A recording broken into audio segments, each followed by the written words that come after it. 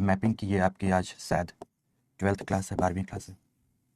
आज भी हम लोग इसमें यूरोप को तो पढ़ेंगे ही, और यूरोप के साथ साथ साइबेरिया रीजन आदि के बारे में कुछ देखना शुरू करेंगे।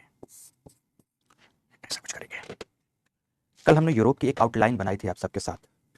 दोस्तों, क्लास मुझे बहुत अच्छे से लेनी है, इसलिए आपके कमेंट्स आदि पे चर्चाएं थोड़ी बहुत अपने आपकी ज़रूरत के हिसाब से देखूंगा। अदरवाइज मैं कोशिश करूंगा कि फोकस्ड रहूं क्लास पर। बात कर ही रहे हैं, और कल ध्यान करो आप सब कि कल हम लोगों ने अपने मैपिंग की क्लास के अंतर्गत ही आउटलाइन आदि बनाते हुए दिस वन इस पार्ट को कंप्लीट किया था, प्लस ये वाला हिस्सा भी हमारा कंप्लीट हो गया था। ये वाला हिस्सा भी कंप्लीट किया। यूरोप के इस सेक्शन का कल हम लोगों ने एक विशद अवलोकन किया था, और आज अब आगे थोड़ा सा बढ़ना चाहूंगा। ध्यान करो कि जब कल आपने यहाँ बाल्टिक सी देखा, दिस वन ये बाल्टिक सी देखा, ये बाल्टिक सी है, और ये गल्फ ऑफ बुथनिया थी। कल ही दिखा दिया हमने, कल ही दिखा दिया। यहाँ पर आपने देखा था गल्फ ऑफ फिनलैंड, फिनलैंड की उपस्थिति के कारण गल्फ ऑफ फिनलैंड था। पॉलिटिकल मानचित्र में आप देखेंगे मेरे प्यारे दोस्तों, तो यहाँ 3 देशों की अवस्थिति आपको दिखेगी।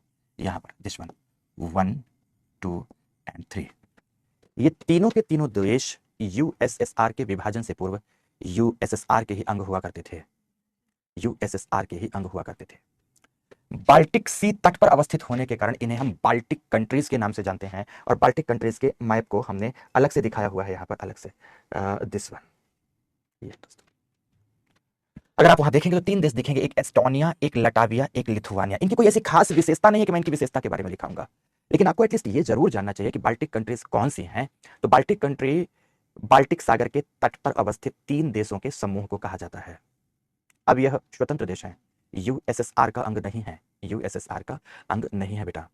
ठीक है, चलेगा सोनू, इतना चलता है बेटा। ठीक है, तो फिर से बताना चाहूंगा कि अगर यहाँ आते हैं और इस मानचित्र में अगर आपको दिखाऊं कि सपोज संपूर्ण यूरोप का मानचित्र है, तो वहां भी आप ऐसा ही देखोगे। This one is Estonia, this one is Latvia, this one is Lithuania. ये था आपका बाल्टिक सागर। तो बाल्टिक सागर के तट से संलग्न इन 3 देशों का समूह बाल्टिक देशों के नाम से जाना जाता है। इसके बारे में सर्वप्रथम लिखना शुरू करेंगे, तो हेडिंग दीजिए, लिखिए बाल्टिक कंट्रीज, बाल्टिक देश, बाल्टिक देश, बाल्टिक देश। ओके, चल बढ़ते हैं बेटा। लिखेंगे बाल्टिक सागर तट से संलग्न, बाल्टिक सागर तट से संलग्न 3 देशों का समूह, 3 देशों का समूह, बाल्टिक सागर तट से संलग्न 3 देशों का समूह जो यूएसएसआर के अंग थे, यूएसएसआर के अंग थे, लेकिन अब स्वतंत्र देश की श्रेणी में आते हैं। अब स्वतंत्र देश की श्रेणी में आते हैं, देश की श्रेणी में आते हैं। पूर्ण विराम लगाएं। यह देश क्रमशः उत्तर से दक्षिण, यह देश क्रमशः उत्तर से दक्षिण Estonia, Latvia and Lithuania, Estonia, Latvia एवं लिथुआनिया के नाम से जाने जाते हैं, के नाम से जाने जाते हैं, जाने जाते हैं। पूर्ण विराम, पूर्ण विराम। लिख दिया इतना। देखो, बहुत अच्छे से हम लोग ना एकदम ऐसे ही घूमते हुए पूरा का पूरा यूरोप एकदम पूरा भ्रमण करेंगे। ठीक है, तो आपने यहाँ पर बाल्टिक देशों को भी देखा। अब बाल्टिक देशों के बाद अब नोटिस करना ध्यान से, हम लोग कहाँ पहुंचने वाले हैं? सीधे यहाँ हम रशिया में पहुंचने वाले हैं। किसमें पहुंचने वाले हैं? हम सीधे रशिया में पहुंचते हैं। और देखना, ऐसे ही क्लॉकवाइज डायरेक्शन में घूमते घूमते घूमते अंत में कहां आ जाएंगे? हम स्पेन एवं पुर्तगाल में आ जाएंगे, और यहां से यूरोप की समाप्ति करेंगे। तो किसमें पहुंचने जा रहे हैं? हम रशिया में पहुंचने जा रहे हैं। तो हेडिंग दे दीजिए आप, रशिया, रशिया, रशिया। डैश देकर लिखना रशिया के बारे में कि ये एशिया एवं यूरोप दोनों महाद्वीपों में अवस्थित होने के कारण, एशिया एवं यूरोप दोनों महाद्वीपों में अवस्थित होने के कारण, अवस्थित होने के कारण रूस, रूस ट्रांसकॉन्टिनेंटल देशों की श्रेणी में आता है। अकेला रूस ऐसा नहीं, बहुत सारे देश हैं। ट्रांसकॉन्टिनेंटल का मतलब मैंने समझाया था कि ऐसा देश जो एक से अधिक महाद्वीपों पर अवस्थित है। तो क्या लिखेंगे आप कि ट्रांसकॉन्टिनेंटल देशों की श्रेणी में आता है। पूर्ण विराम लगाकर लिखेंगे क्षेत्रफल की दृष्टिकोण से दुनिया का, क्षेत्रफल की दृष्टिकोण से दुनिया का सबसे बड़ा, दुनिया का सबसे बड़ा देशों में से एक रूस, देशों में से एक रूस अपने प्राकृतिक वैभव संपदा के लिए, अपने प्राकृतिक वैभव संपदा के लिए जाना जाता है, प्राकृतिक वैभव संपदा के लिए जाना जाता है। पूर्ण विराम लगाकर फिर क्या लिखेंगे? रूस, रूस का अधिकांश, नगरीय एवं औद्योगिकृत क्षेत्र, रूस का अधिकांश नगरीय एवं औद्योगिकृत क्षेत्र क्षेत्र यूराल एवं यूराल के पश्चिमवर्ती भाग, यूराल एवं यूराल के पश्चिमवर्ती भाग यूरोप में अवस्थित है, यूरोप में अवस्थित है, जबकि पूर्वी भाग एक ठंडे मरुस्थल के समतुल्य है, एक ठंडे मरुस्थल के समतुल्य है, जहां साइबेरिया तुल्य जलवायु क्षेत्र में, सघन शंकुधारी वनाच्छादन पाया जाता है। लिखो दोस्तों, बहुत गजब गजब की बातें लिखाऊंगा। सघन शंकुधारी, यहां शंकुधारी, पूरे साइबेरिया में शंकुधारी वनस्पतियां होंगी, शंकुधारी वनाच्छादन पाया जाता है। सॉरी, क्षमा चाहूंगा मेरे प्यारे दोस्तों। वनाच्छादन पाया जाता है, पूर्ण विराम। अभी उधर साइबेरिया में बाद में आएंगे, पहले यहां लिखते हैं, फिर पैरा चेंज करेंगे। यहां से लिखेंगे कि यूराल हर्शिनियन का मतलब है कि पर्मियन कालखंड है ना। हर्शिनियन वलित पर्वत श्रेणी है, हर्शिनियन वलित पर्वत श्रेणी है, जहां इसके उत्तर में अवस्थित पिचौरा नदी घाटी, अरे गजब गजब की बात जो कल दिखाया था, जहां इसके उत्तर में अवस्थित पिचौरा नदी घाटी कोयला भंडार से युक्त है, तो वहीं दूसरी ओर कुछ नगर है, यहां पर कुछ नगर है इसी में, यूराल के दक्षिणी भाग में। तो पर्म, उफा, एकटेरिनबर्ग एवं मैग्निटोगोर्स्क, एटलस में आपके पक्का दिया है, पर्म, उफा, एकटेरिनबर्ग एवं मैग्निटोगोर्स्क।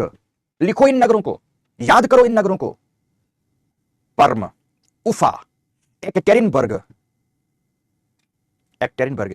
एवं मैग्निटोगोर्स्क उत्तम गुणवत्ता का लौह अयस्क उत्पादक हैं, उत्तम गुणवत्ता का लौह अयस्क उत्पादक है। देखो, कोयला भी है, लोहा भी है, आयरन स्टील इंडस्ट्री डेवलप होगा।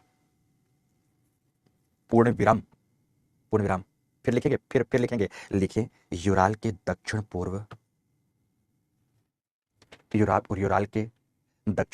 में अवस्थित कुजबास, लिखा नहीं है पर आप लिखो, आपके एटलस में नहीं है पर लिखो, कुजबास क्षेत्र भी उत्तम गुणवत्ता के कोयला भंडार के लिए जाना जाता है, अर्थात इस क्षेत्र में कोयला एवं लौह अयस्क की उपलब्धता के कारण, हमेशा कॉन्सेप्चुअली पढ़ना चीजों को, क्यों आखिर ऐसा हुआ, तो कोयला एवं लौह अयस्क की उपलब्धता के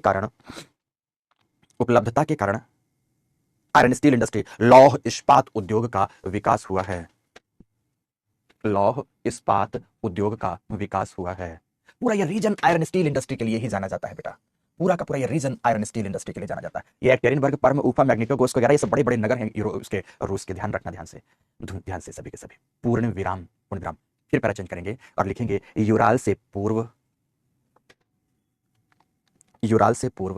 रूस का मैदानी हिस्सा उत्तरी यूरोपीय मैदान का अंग है, नॉर्दर्न यूरोपियन प्लेन है पूरा, उत्तरी यूरोपीय मैदान का हिस्सा है, जहां विविध झीलों के साथ साथ संपूर्ण यूरोप की सबसे बड़ी नदी वोल्गा की अवस्थिति है। वोल्गा कौन सी नदी की अवस्थिति है? वोल्गा सारी यूरोप की सबसे बड़ी नदी है बेटा। अब चाहो तो पूर्वी यूरोप की भी बड़ी नदी कह सकते हो, पर सारी यूरोप में अगर देखोगे तो वोल्गा सबसे बड़ी नदी है, वोल्गा, ठीक है ना, अवस्थित है। पूर्ण विराम लगाए, लेकिन वोल्गा एवं यूराल कैस्पियन सागर में जल विसर्जित करती है। वोल्गा एवं यूराल कैस्पियन सागर में जल विसर्जित करती हैं, लेकिन वोल्गा को नहरों के माध्यम से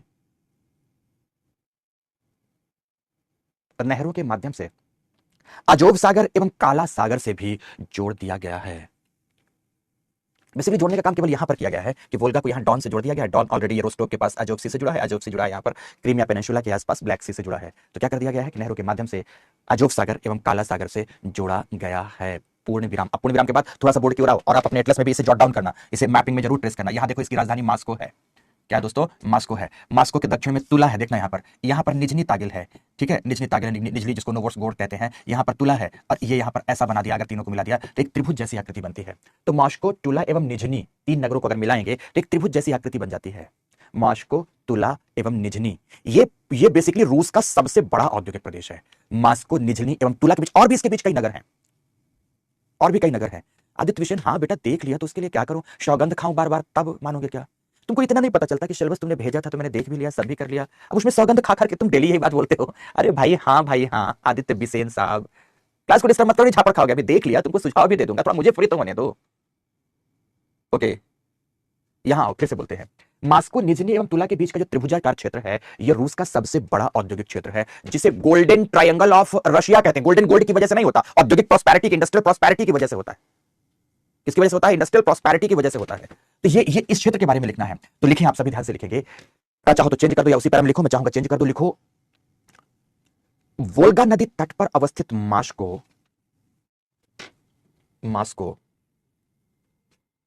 5 सागरों का बंदरगाह कहलाता है। मास्को कितने सागरों का बंदरगाह कहलाता है? 5 सागरों का बंदरगाह कहलाता है। अब आप कहोगे सर 5 सागर के अंदर अवस्थित है, कहां पे बंदरगाह होगा? तो ध्यान से, पहला सागर, दूसरा सागर, तीसरा, ये नॉर्थ सी है, तीसरा सागर, चौथा सागर, पांचवा सागर। मतलब नॉर्थ सी हो गया, देखो ये नॉर्थ सी है, ये बाल्टिक सी, सॉरी ये नॉर्थ सी नहीं, ये व्हाइट सी है। तो नॉर्थ सी, बाल्टिक सी, व्हाइट सी, अजोव सी, ब्लैक सी, ये सब या कि नदियों के द्वारा आपस में जुड़ा है, या कि नहरों के द्वारा आपस में जुड़ा है, या कि नहरों के द्वारा आपस में जुड़ा है। जैसे ये यहां पर लेक अनुगा, ध्यान से समझेंगे, ये यहां पे आपको नदी दिख रही है, ये नदी दिख रही है, इस नदी के माध्यम से यहां से जुड़ गया, फिर यहां एक नदी जुड़ रही दिख रही है, इस नदी के माध्यम से यहां जुड़ गया, मतलब सब कुछ ऐसा जुड़ रहा है, इनके माध्यम से जुड़ा। ये नदी दिख रही है, लेक ओनेगा, लेक लडोगा, फिर ये जुड़ गई इससे गल्फ ऑफ फिनलैंड से, फिर ये तो पूरा पूरा जुड़ा ही है, इधर से जुड़ा ही है। यहां हमने आपको बताया है कि यहां डॉन को जोड़ दिया गया वोल्गा से, तो ये सब आपस में जुड़ गया, और इसके जुड़ने की वजह से ही हमने क्या कहा, इसे 5 सागरों का बंदरगाह। मैंने नहीं कहा, भूगोल कहता है इसे 5 सागरों का बंदरगाह कहा जाता है। पूर्ण विराम लगाए, लिखो मास्को, निजनी एवं तुला के मध्य, मास्को, निजनी एवं तुला के मध्य का विकसित औद्योगिक क्षेत्र, golden triangle of Russia, golden triangle of Russia कहलाता है, पूर्ण विराम। नहीं ऋषभ, मुझे सही नहीं लग रहा बेटा, इसलिए नहीं, ठीक है, पूर्ण विराम, ठीक है, इतना लिख दिया। अभी बात समाप्त नहीं हुई, अब दोस्तों एक अलग क्षेत्र में चलते हैं, अभी रशिया पर ही बात करेंगे, पर ध्यान से सुनना। यहां पर आप ये देखिए, ये आप यहां पे कैस्पियन सागर देख रहे हैं, कल ही देख चुके हैं, आज देखने की जरूरत नहीं है, पर ये ब्लैक सी है। कैस्पियन सागर एवं ब्लैक सी के बीच जो रूस का ये वाला हिस्सा है, दिस वन, ये क्रीमिया से लगा हुआ पूरा कर्च का हिस्सा है। तो ध्यान से, ये वाला पूरा का पूरा हिस्सा, ये भी रशिया का ही हिस्सा, अब आप बोलोगे सर ये क्या दिखा रहे हो? दिखा रहा हूं ना, बस सुनते जाओ, सब बताऊंगा। रसिया का हिस्सा, ये रसिया का जो क्षेत्र है, बेसिकली ये गाहे बगाहे का मतलब होता है कभी कभार, अपने अलगाव करता है। रूस का ये वाला हिस्सा आंतरिक अलगाववाद से प्रभावित है। रूस ऐसा होने कभी नहीं देगा। रूस ऐसा, जिसको आपने चेचनिया नाम सुना होगा, चेचनिया का क्षेत्र इससे संबंधित है। चेचनिया क्षेत्र में बेसिकली मुस्लिम कम्युनिटी की प्रधानता है बेटा यहां पर, और कुछ समय तक, अब तो नहीं पर कुछ समय तक, यह पूरा का पूरा क्षेत्र अलगाववाद के प्रभाव से आतंकवाद का अड्डा बना हुआ था। जब कभी देखो आंतरिक उग्रवाद, जब कभी देखो आंतरिक अशांति, जब कभी देखो कुछ भी ऐसा होता रहता था। और सबसे बड़ी बात कि काला सागर और कैस्पियन सागर के तट पर अवस्थित यह क्षेत्र पेट्रोलियम एवं प्राकृतिक गैस का अगाध भंडार, अगाध मतलब प्रचुर भंडार है। इतने महत्वपूर्ण क्षेत्र को आप कैसे सोच सकते हो कि रशिया अपने आप से अलग हो जाने देगा? व्लादिमीर पुतिन जब सत्ता पर आए तो उन्होंने इस क्षेत्र पर अच्छा खासा अपना दबदबा बनाया, अपना क्या सरकार का दबदबा बनाया, और सरकार का दबदबा बनाकर आज यहां पर जो उठ रही तमाम प्रकार की आवाजें थी उन्हें हमेशा के लिए दफन कर दिया है। अब हमेशा क्या कहूं, पर लगभग दफन कर दिया है। ध्यान रखना, ये पूरी की पूरी वोल्गा नदी घाटी से भी प्राकृतिक गैस का एवं कहीं कहीं से पेट्रोलियम का उत्पादन किया जाता है, लेकिन रशिया अपना सर्वाधिक पेट्रोलियम, यहां पर ये जो रोस्टोव देख रहे हो ना, रोस्टोव ऑन डॉन, तो डॉन के तट पर रोस्टोव है, सर्वाधिक पेट्रोलियम यहां पर रोस्टोव है, ग्रोजनी है और सोची है, इन तमाम क्षेत्रों से पेट्रोलियम एवं प्राकृतिक गैस का उत्पादन करता है। यहां से उत्पादन करता है, इस पूरे क्षेत्र से उत्पादन करता है। तो मैं अब यही बात आपको अब लिखाने जा रहा हूं। तो पहले चेंज करते हुए लिखना है कि कैस्पियन सागर एवं काला सागर के मध्य, कैस्पियन सागर एवं काला सागर के मध्य मध्य कॉकेसस से संलग्न रूस का भौगोलिक प्रदेश, जो चेचनिया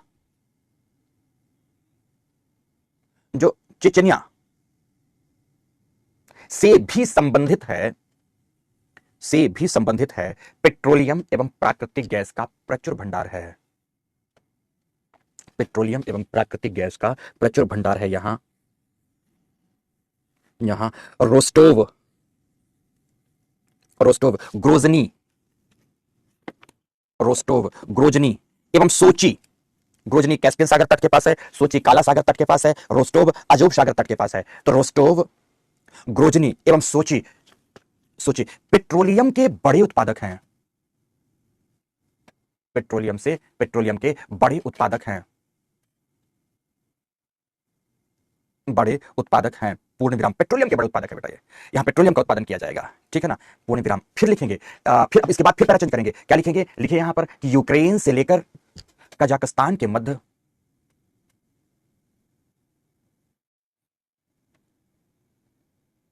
यूक्रेन से लेकर कजाकिस्तान के मध्य शीतोष्ण स्टेपी घास मैदान, शीतोष्ण स्टेपी घास मैदान पाया जाता है। जो गेहूं कॉमा लगाइए, गेहूं के बाद जो ओट्स होता है, ओट्स मतलब जई, जौ नहीं बोलते, तो गेहूं, ओट्स मतलब जई आदि के उत्पादन के लिए प्रसिद्ध है। लिखो इसे bread basket of Russia, bread basket of Russia भी कहा जाता है। Bread basket of the Russia भी कहा जाता है। पूर्ण विराम लगा दें, फिर लिखना है कि कैस्पियन सागर एवं काला सागर, पैंजिया भूखंड के मध्य अवस्थित, कैस्पियन सागर एवं काला सागर पैंजिया भूखंड के मध्य अवस्थित किसका अंग है बेटा? तो किसका अंग जो आज बचे हुए हैं अभी तक? भूखंड के मध्य अवस्थित टेथिस भूसन्नति का अंग है। ये रेमिटांस ऑफ टेथिस जियोसिंक्लाइन है बेटा। टेथिस भूसन्नति का अंग है, टेथिस जियोसिंक्लाइन है, भूसन्नति का अंग है। इसीलिए इनके तटवर्ती क्षेत्रों में प्रचुर मात्रा में पेट्रोलियम एवं प्राकृतिक गैस के भंडार पाए जाते हैं।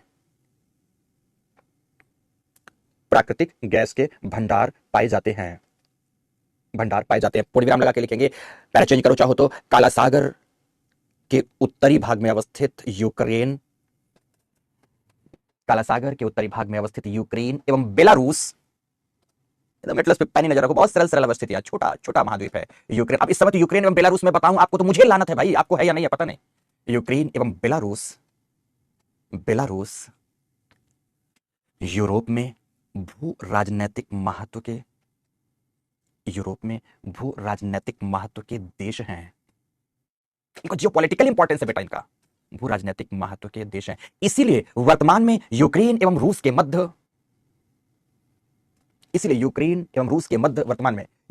मध्य लंबा संघर्ष छिड़ा हुआ है।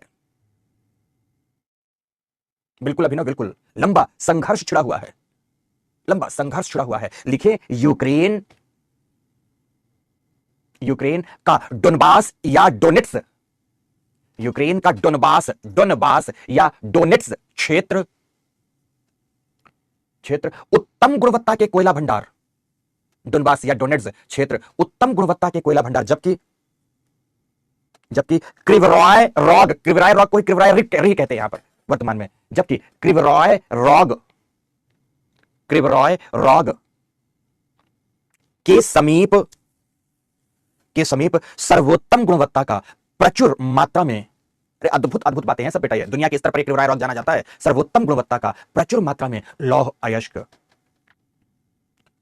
भंडार हैं। देखो अब जैसे आपको एग्जांपल देता हूं कि आपने अगर यहां पर देखा है रोस्टोव, ये रोस्टोव है बेटा। तो यहाँ पर आप देखोगे डोनेट्स है, और डोनेट्स के बाद इस भाग में यहाँ पर आप देखोगे क्रिवरॉय। ये नहीं लिखा है, ये नहीं है, इसकी बात नहीं कर रहे, दूसरा है। तो यहाँ पर लिखा होगा क्रिवरॉय रॉक की जगह क्रिवरॉय रिह। तो ये डोनेट्स क्षेत्र जो है कोयला है, जबकि क्रिवरॉय रिह का क्षेत्र ये बिल्कुल उसका लौ ऐश का उत्पादक है दोस्तों। बड़े महत्व के क्षेत्र में बेटा, ये आर्थिक दृष्टि से बहुत महत्व रखेंगे। तो आप डोनेट्स जो लिखा है उसको आप ट्रेस कर लेंगे, क्रिवरॉय रिह को ट्रेस कर लेंगे। किसके पास है ये? रोस्टोव की। अब देखो क्यों ना यार किसी की नजर लगी रहे। जानते तो हैं कि दुनिया में जिसकी लाठी उसकी भैंस जैसी संस्कृति काम करती है। समझ रहे हैं कि नहीं? दुनिया का हर देश भारत नहीं हो सकता जो वसुधैव कुटुंबकम की बात करता हो, सर्वे भवन्तु सुखिनः की बात करता हो। समझ रहे मेरी बात की नहीं? विश्व का कल्याण हो की बात करता हो। दुनिया का हर देश भारत, और हर देश की संस्कृति हिंदू सनातनी संस्कृति नहीं है जो सर्व कल्याण की बात करता हो, जो सर्व मंगल मांगल्य की बात करता हो। दुनिया की ना हर संस्कृति ऐसी है, ना हर राष्ट्र ऐसा है। अरे यार, अपने आप में जिस धरती में आप जन्म लिए हो ना, वह स्वर्गदपि गरीयसी है। अपने आप में स्वर्गदपि गरीयसी है।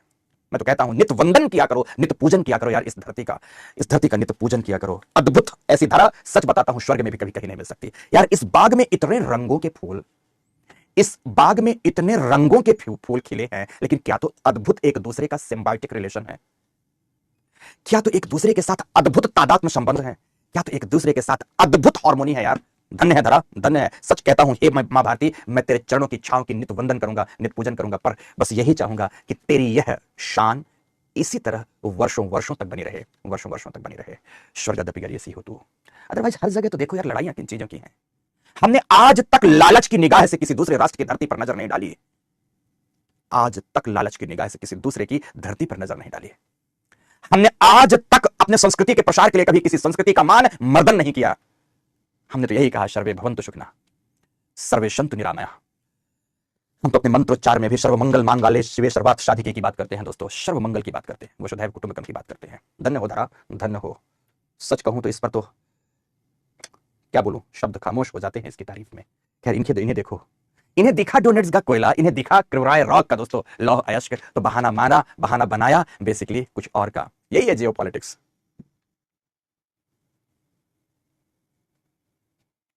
यही है दोस्तों जियोपॉलिटिक्स।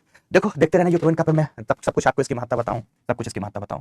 ये पूरा का पूरा जो यूक्रेन है, यूक्रेन पूरा स्टेपी ग्रासलैंड है। स्टेपी ग्रासलैंड का मतलब है कि चेरनोजम। ऋषभ डाउट नहीं करो बेटा, जो बताया 100% सत्य है। मैंने क्या बताया दोस्तों, ध्यान रखना कि चेरनोजम प्रकार की मिट्टी यहां होगी। यहां पर कैसे होगी? चेरनोजम प्रकार की मिट्टी होगी। चेरनोजम प्रकार की बोलना चाहूंगा आगे। इतनी उर्वर मिट्टी, इतने शांत और समृद्ध लोग यहां पर हो सकते थे, और मैं कहूंगा कि हैं भी, क्यों कहूं कि नहीं है, जिनमें ऐसा खूनी संघर्ष छिड़ा हुआ है, जिनमें ऐसा खूनी संघर्ष छिड़ा हुआ है। एक सत्ता ललकार कर कहती है कि एक सप्ताह में तेरा अस्तित्व मिटा देंगे, तो दूसरी सत्ता कहती है कि आ चल कुछ देर तक लड़ ही लेते हैं। देख लो 2.5 वर्ष से अधिक का समय हो गया है, चल रही है लड़ाइयां, चल रही है लड़ाइयां बेटा। समझ गए मेरी बात की नहीं? चल रही है लड़ाइयां। तो ये बेसिकली लड़ाइयां कई अर्थों में जानने की हैं, कई अर्थों में समझने की हैं। नाटो का सदस्य होना एक बात है, नाटो की तरफ झुकाव होना एक बात है, पर बात तो कुछ और भी है दोस्तों, और वह है इसके संसाधनों पर गहरी तीखी नजर डालना, इसकी अवस्थिति की महत्ता को समझना कि अगर यह यहां पर समृद्ध बना रहा, सशक्त बना रहा, तो काला सागर पर हमारी स्वतंत्रता, काला सागर पर हमारा प्रभुत्व कमजोर पड़ जाएगा। तो ब्लैक सी पर अपना प्रभुत्व बनाए रखने के लिए सबसे पहले तो क्रीमिया विवाद पैदा हुआ। क्रीमिया विवाद पैदा, बात रुकी यहां तक नहीं, आज तो संपूर्ण यूक्रेन का ही विवाद पैदा हो गया। आज तो संपूर्ण किसकी बात हो गई? ध्यान रखना दोस्तों, दुनिया की संस्कृति, भारत को छोड़ दो अगर, तो दुनिया की संस्कृति केवल एक जंगली जानवरों की संस्कृति की तरह रूल कर रही है कि जिसकी लाठी उसकी भैंस, जिसकी लाठी उसकी भैंस। आज डोनाल्ड ट्रंप बाबू निश्चित रूप से यूएसए के वजीर आजम हैं, तो निश्चित रूप से उनके अंदर का अहंकार कुछ अलग लेवल का है भी, और होना भी चाहिए, है भी और होना भी चाहिए। अपने कुछ बयानों से दुनिया की अर्थव्यवस्था को बदल दिया, अपने कुछ बयानों से सब पर क्योरिया चढ़ाकर देख लिया, अपने कुछ बयानों से ग्रेटर अमेरिका के भाव के साथ दुनिया का नक्शा बदलने की बात कर दी। कहते हैं ना कि आपने तो अपने कदमों से दुनिया नापने की कोशिश कर ली। पर फिर से कहना चाहूंगा दोस्तों कि हमने तो कभी पढ़ा था कि सहस्रबाहु दशवदन आदि नृप बचे न काल बलिते, हम कर धनधान्य संवार्यो अंत चले उठ रीते, शुत वनतादि आदि स्वार्थ रतन न करने हो सबहिते, अंत ही तो ही तजेंगे पावर तू न तजय अवहिते। हम तो उस संस्कृति के पोषक हैं। कितना अहंकार किस चीज का, इतना अहंकार किस चीज का, ध्यान रखना दोस्तों। मिटेगा, पक्का मिटता है, पर ये जानवरों वाली संस्कृति होती है ना दोस्तों, जिसकी लाठी उसकी भैंस वाली, दुनिया पर कैसे रूल कर रही है उसे देख सकते हो तो देख लो, ठीक से देखना है, समझना है। ये पूरा भौगोलिक प्रदेश चेरनोजम मिट्टी से युक्त है, जहां पर अगर आप देखोगे कई महत्वपूर्ण नदियों का प्रवाह है दोस्तों। कई महत्वपूर्ण नदियों का प्रवाह प्राप्त होता है। डॉन, नीपर, निस्टर जैसी नदी घाटियां हैं। सोचो ध्यान से, क्या कहना है यहां पर, ये पूरा का पूरा शीतोष्ण घास का मैदान, स्टेपी ग्रासलैंड, जहां पर डॉन, नीपर, निस्टर जैसी नदियां सतत जल का प्रवाह कर रही हैं।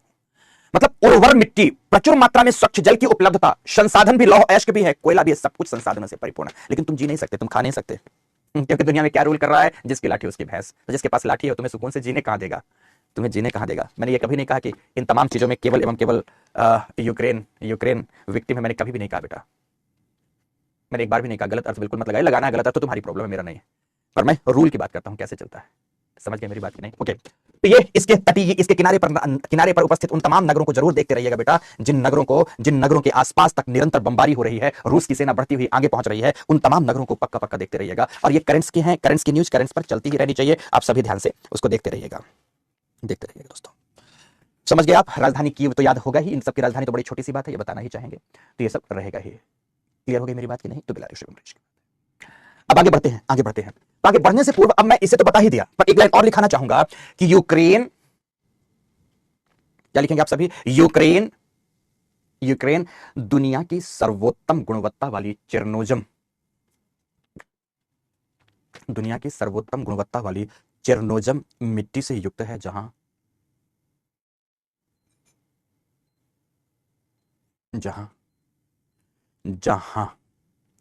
डॉन, नीपर, नीस्टर जैसी नदियां। कौन सी नदियां? डॉन, नीपर, ये देखो यहां पर, ये नदी है डॉन, ये है नीपर, ये है नीस्टर। डॉन, नीपर, निस्टर जैसी नदियां प्रवाहित होती हैं,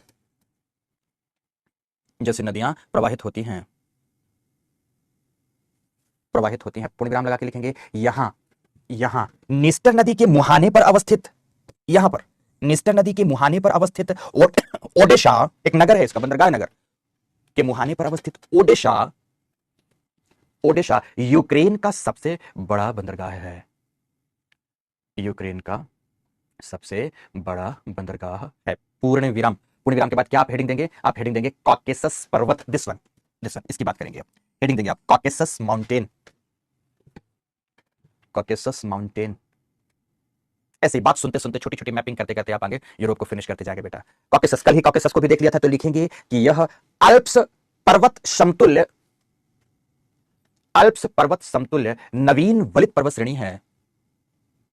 अल्प्स पर्वत समतुल्य नवीन वलित पर्वत श्रेणी है, जिसकी सर्वोच्च चोटी माउंट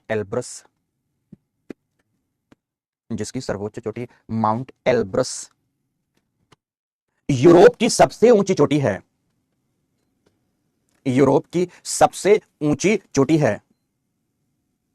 संपूर्ण यूरोप की सबसे ऊंची चोटी है। पूर्ण विराम लगाएं, लिखें कॉकेसस को पार करने पर, कॉकेसस पार अवस्थित, ये 3 देश देखेंगे, ये 3 देश बहुत अच्छे से, कॉकेसस पार अवस्थित 3 देशों का नाम यहां दिखाना चाहूंगा। Georgia, Armenia, Azerbaijan.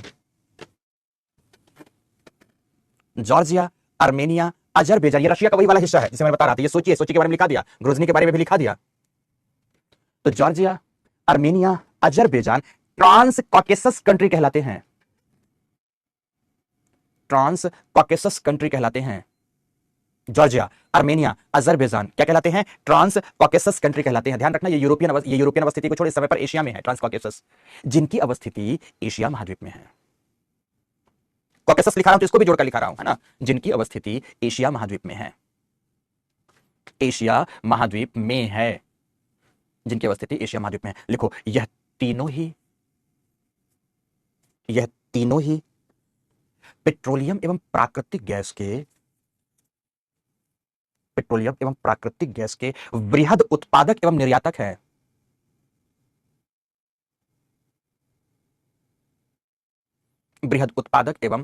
है।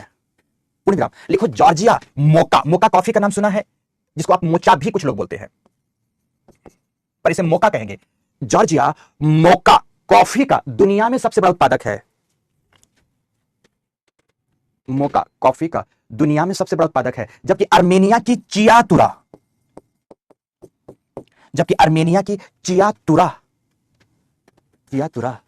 खान, खान मतलब माइंस, खान मैग्नीज उत्पादन के लिए जानी जाती है। मैग्नीज उत्पादन के लिए जानी जाती है। मैग्नीज उत्पादन के लिए जानी जाती है। जानी जाती है। अब इनकी राजधानी में जॉर्जिया में तिबिलिसी, अजरबैजान में बाकू और आर्मेनिया में येरेवान, ये सब चीजें राजधानी वगैरह धीरे धीरे कभी कभी देखते रहिएगा, रखते रहिएगा। ऐसा नहीं है कि सबकी राजधानी याद करना। हाँ, बाकू आप इसलिए याद कर सकते हैं, ध्यान से समझना। जैसे जैसे ये यहाँ पर है कि बाकू हो गया और शिमकाइटी हो गया, शिमकाइटी के साथ इधर शोखोमी हो गया। बेसिकली दोस्तों ये सब पेट्रोलियम एवं प्राकृतिक गैस निर्यात में खूब अपनी बड़ी भूमिका निभाते हैं, इसलिए लोग इन नगरों को जानते हैं। आप भी जानोगे तो अच्छा ही रहेगा, बुरा नहीं लगेगा बेटा, ठीक है ना। तो जानते रहोगे तो अच्छा ही रहेगा। बस इतना ही चियातुरा के साथ ये बात समाप्त। तो यहाँ आपने लिखा, देखा आपने ट्रांस कॉकेसस कंट्रीज के बारे में देखा, ये ट्रांस कॉकेसस कंट्रीज है। अब ये जरूर है कि यहाँ जो जॉर्जिया है ना, अब आपको छोटी सी चीज और दिखाना चाहता था इसलिए मैं आपको लाया। जॉर्जिया का एक ये वाला क्षेत्र देखना, ये साउथ ओसेटिया जिसको कहते हैं, आपके एटलस में नहीं होगा ये सब। एटलस मैं आपको चित्र उपलब्ध कराऊंगा। एक ओसेटिया क्षेत्र होता है, ये एक दूसरा, ये जो अबखाजिया क्षेत्र है, एक साउथ ओसेटिया है, एक ये अबखाजिया क्षेत्र है। और ध्यान से यहाँ पे जो अजारिया क्षेत्र है, अदजारिया क्षेत्र है।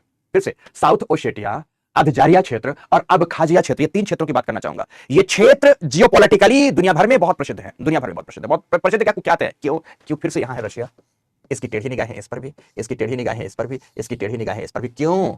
क्योंकि देखो ये भूमध्य सागर तट पर है। यहां मैंने कहा कि शोखुमी की बात करूं या मैं बटाउमी की बात करूं, शोखुमी की बात करूं या बटाउमी की बात करूं, ये सब पेट्रोलियम प्राकृतिक गैस का उत्पादन है।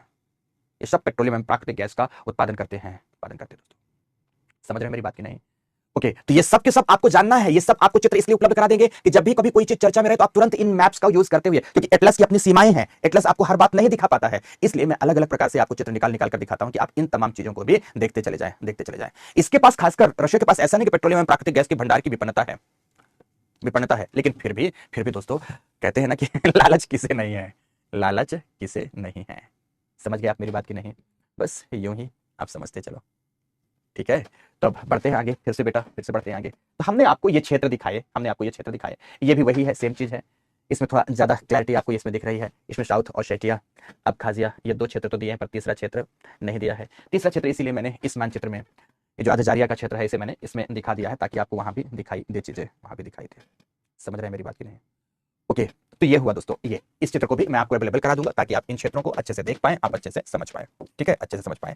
इसमें थोड़ी सी तुलनात्मक रूप से चित्रगत क्लैरिटी पहले वाले चित्र से ज्यादा है। बिल्कुल एटलस में ये सब नहीं है, पर मैं इसीलिए तो बता रहा हूं, सब कुछ एटलस में है नहीं ना बेटा, एटलस की अपनी सीमाएं हैं, ठीक है। अब आगे बढ़ते हैं।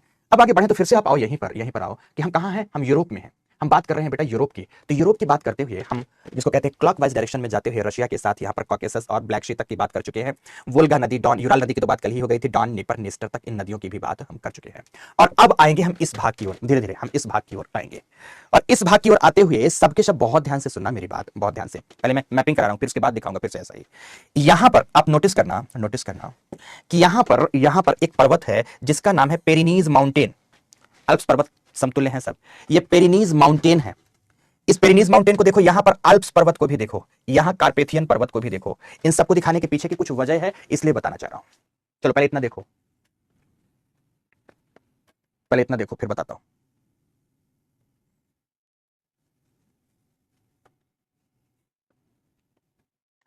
पेरिनीज पर्वत बेसिकली यूरोप के इस पश्चिमी भाग को अलग कर देता है, इस यूरोप के पश्चिमी भाग को अलग कर देता है, जिसे हम कहते हैं आइबेरियन पेनिनसुला। बड़े ही क्रूर एवं निर्दयी लोग थे दोस्तों किसी जमाने पर, ये बेहद क्रूर, मतलब जो बर्बरता की हदें पार कर सकते थे यार। खैर पुरातन बर्बरता तो देखोगे ना तो रूहें कांप जाती हैं, अरे बाप रे बाप, क्या तो बर्बर लोग हुए। मतलब दुनिया में कोई भी जीव देख लो, जितनी बर्बरता मानव में समाई है ना, उतनी किसी में नहीं है। एक लाइन बोलूं, बुरा ना लगना चाहिए, लेकिन दुनिया की सबसे घृणित एवं पतित जाति, प्रकृति के संदर्भ में पतित जाति मानव है, मानव। दूसरी बात कह दूं, हम मानव हैं, हम मानव। खैर आज तो मानव बचा भी नहीं है, आज तो मानव बचा भी नहीं है। आज तो मानव में कोई हिंदू है, कोई मुसलमान है, कोई सिख है, कोई ईसाई है, कोई पारसी है, कोई बहाई है, कोई यहूदी है, कोई कुछ है। इतने में ही क्या बात करूं, कोई शिया है, कोई सुन्नी है, कोई बरेलवी है, कोई अहमदिया है, तो यहां पर कोई ब्राह्मण है, कोई क्षत्रिय है, कोई वैश्य है, कोई शूद्र है। इतने में भी क्या बात करूं, उस पे भी हजारों शक्त है। आज हम इंसान बचे कहां हैं, हम मानव बचे कहां हैं। थोड़े दिन बाद मुझसे कोई पूछेगा मानव कौन है, तो मैं कैसे बता पाऊंगा दोस्तों, मैं आपको कैसे पढ़ा पाऊंगा, कैसे पढ़ा पाऊंगा। चारों तरफ नजर दौड़ाऊंगा तो मुझे न इंसान दिखेगा, न मानव दिखेगा, कहीं दिखेगा भी नहीं। मुझे तो हर तरफ बटा हुआ जाति और धर्मों का विभत्स स्वरूप दिखेगा, विभत्स स्वरूप दिखेगा। बड़ा ही कुत्सित घृणित स्वरूप दिखेगा। खैर, आओ, ये आइबेरियन पेनिनसुला जो भौगोलिक रूप से है, और यहीं की मैपिंग से आना शुरू करना, यहीं से लिखना से। आइबेरियन पेनिनसुला में बेसिकली दो देश अवस्थित है। पश्चिमी किनारे पर पुर्तगाल है, बाकी जो मुख्य देश है वो है स्पेन।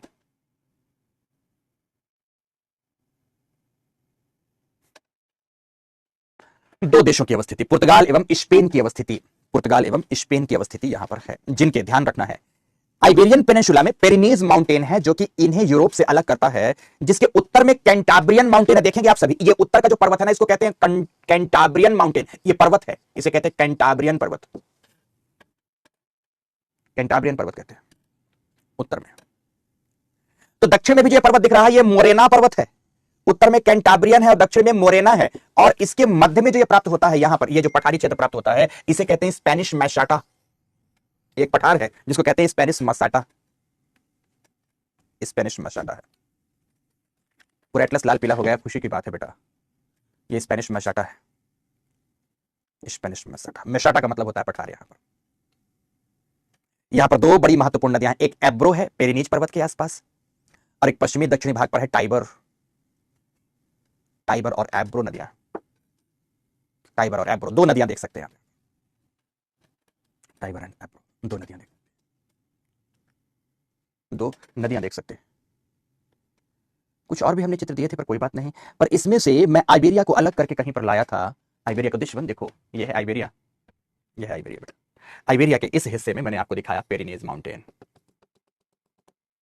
ये स्पेन हो गया, और ये बेसिकली पोर्टुगाल हो गया, जिसको आप पुर्तगाल हो गया। यहां आप नोटिस करना, यहां आप नोटिस करना, इसके कुछ बड़े महत्वपूर्ण नगरों में जो ऊपर कैंटाब्रियन पर्वत था, वहां पर है बिलबाओ। एब्रो नदी के मुहाने पर वेलेंसिया, फिर यहां पर है दोस्तों वर्शिलोना। अरे जिब्राल्टर नगर तो है ही है, जिसके नाम पर जिब्राल्टर जल संधि है, और राजधानी मैड्रिड ये स्पेनिश मेसाटा पर अवस्थित है। बस इतने नगर देखना है, इससे ज्यादा मत देखना। और ये जो इसके पास आइलैंड है, इन्हें बैलेरिक आइलैंड कहते हैं। ये आइलैंड्स देख सकते हैं। अरे पढ़ाऊंगा भाई, चांदनी बिटिया है इटली। इटली की स्पेलिंग तो ठीक से लिख दे बेटी। मैंने कब कहा कि नहीं पढ़ाऊंगा? क्लास की समाप्ति तो करने दिया अभी।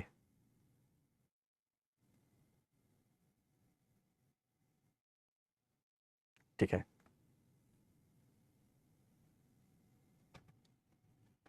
फिर से बोलना चाहूंगा, फिर से बोलना चाहूंगा। स्पेन के ये नगर काफी महत्वपूर्ण है, पर क्यों महत्वपूर्ण है इसके बारे में मैं सब बताना चाहूंगा। आज तो पुर्तगाल की दिवाली है, निकल गई है बेटा। अब तो पुर्तगाल गया, पुर्तगाल अब बीते जमाने का हुआ। पुर्तगाल अब कैसा हुआ? बीते जमाने का हुआ, ध्यान रखना, बीते जमाने। कुछ लोगों ने पूछा है क्या जिब्राल्टर स्पेन का अंग है? नहीं, जिब्राल्टर यूके का पार्ट है। इसका पार्ट है, यूके का पार्ट है। ध्यान रखना, जिब्राल्टर के दक्षिण में यहां पर अवस्थित है श्यूटा। क्या अवस्थित है? श्यूटा। ये स्पेन का पार्ट है, ये है स्पेन का पार्ट। पढ़ा तो गजब की बारी किया दूं दोस्तों, बस आप पढ़ते रहो। जिब्राल्टर यूके का पार्ट है बेटा, यूके का पार्ट है, बट उसके दक्षिण में अवस्थित है श्यूटा, वो है स्पेन का पार्ट। अब आपको आइबेरियन पेनिनसुला के बारे में लिखाना चाहूंगा, तो लिखो सभी आइबेरिया प्रायद्वीप। हेडिंग दो, आइबेरिया प्रायद्वीप। लिखो सभी के सभी पेरिनीज पर्वत श्रेणी द्वारा, पेरिनीज पर्वत श्रेणी द्वारा फ्रांस से अलग, अलग कहूं या पृथक, कुछ भी, फ्रांस से पृथक आइबेरिया, आइबेरिया में दो देशों की अवस्थिति है, स्पेन एवं पुर्तगाल। स्पेन, स्पेन एवं पुर्तगाल। पूर्ण विराम लगाइए, पूर्ण विराम लगाइए। लिखे, यह संपूर्ण भौगोलिक प्रदेश पर्वतीय एवं पठारी है।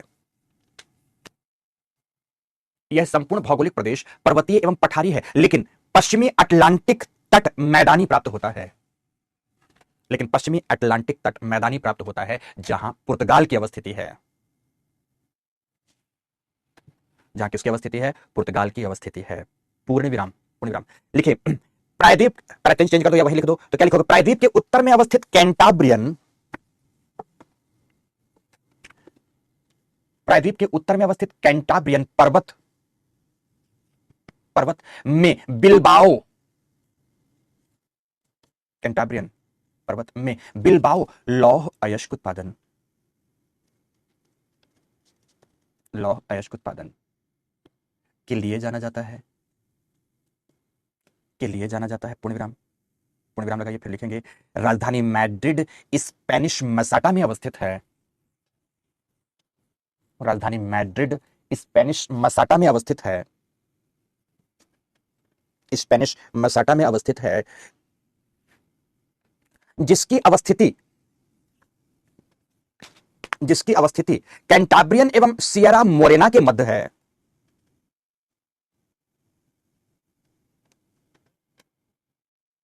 कैंटाब्रियन एवं सियरा मोरेना के मध्य है। इस पठार की दो महत्वपूर्ण नदियां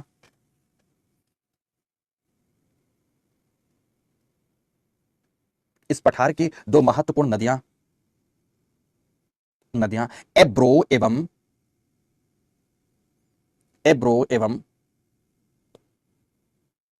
एवं टैगस है, TAGUS, एब्रो एवं टैगस है। पूर्ण विराम लगा के लिखेंगे, बैलेरिक द्वीपों से संलग्न सागरीय तट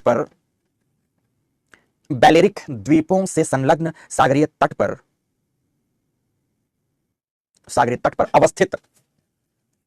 अवस्थित वेलेंसिया एवं बार्सिलोना स्पेन के सांस्कृतिक,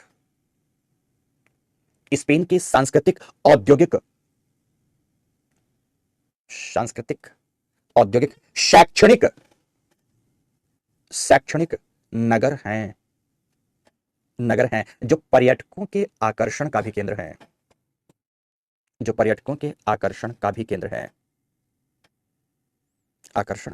है। पूर्ण विराम लगाकर लिखो, यहां पेरिनीज पर्वत में एक लघु आकार का देश अंडोरा